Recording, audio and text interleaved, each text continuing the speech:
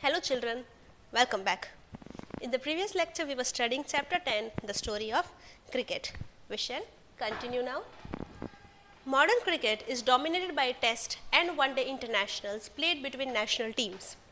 The players who become famous, who live on in the memories of cricket's public, are those who have played for their country. India entered the world of test cricket in 1932, a decade and a half before it became an independent nation. This was possible because test cricket, from its origins in 1877, was organized as a contest between different parts of the British Empire, not sovereign nations. The first test was played between England and Australia when Australia was still a white settler colony. Similarly, the small countries of the Caribbean that together make up the West Indies team were British colonies till well after the Second World War. So now in modern day, there are many matches which are played between different countries like India and Pakistan, Australia, West Indies, right? Now these matches began in 1877, but at that time, because it was before independence, India did not play as an independent nation. It played as a country under the British Empire. Okay, this was before independence. At that time, all the British colonies used to play against each other, not as independent nation. First match was played between England and Australia. At that time, even Australia was a white settler colony. Now came the television, and what changed? Television coverage changed cricket. It expanded the audience for the game by beaming cricket into small towns and villages. It also broadened cricket's social base. Children who had never previously had the chance to watch international cricket because they lived outside the big cities could now watch and learn by imitating their heroes. Television changed the game forever. Because there were young children living in small villages who had just heard about cricket, never watched international matches. Now they could sit in the comfort of their homes and watch all the international matches, and they could also learn by imitating their favorite players. The technology of satellite television and the worldwide reach of multinational television companies created a global market for cricket.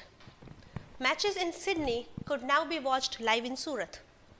Since India had the largest viewership for the game amongst the cricket playing nations and the largest market in the cricketing world, the game's center of gravity shifted to South Asia.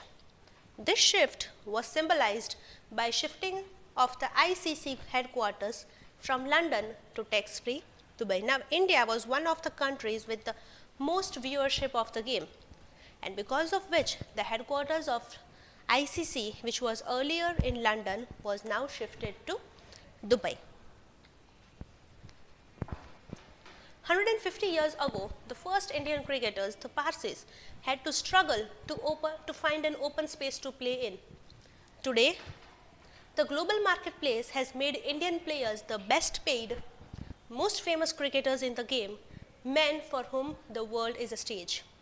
This transformation was made up of many smaller changes. The replacement of the gentlemanly amateur by the paid professional, the triumph of the one-day game as it overshadowed test cricket in terms of popularity, and the remarkable changes in global commerce and technology. So 150 years ago, the first Parsi team had to struggle to even find a piece of land to play cricket. And now, Indian cricketers are amongst the world's best paid, most famous players in the world. And this shift did not happen overnight. These cricketers has had to work hard, do well, perform nicely in test matches, in different matches which were played internationally. And then they are at a position where they are now amongst the best paid, most famous, most influential celebrities in the world, right? So this was all about the game of cricket. I hope you enjoyed it. That's it. Here we end our syllabus. This was the last chapter of our syllabus for English. I will see you in school now. Bye-bye.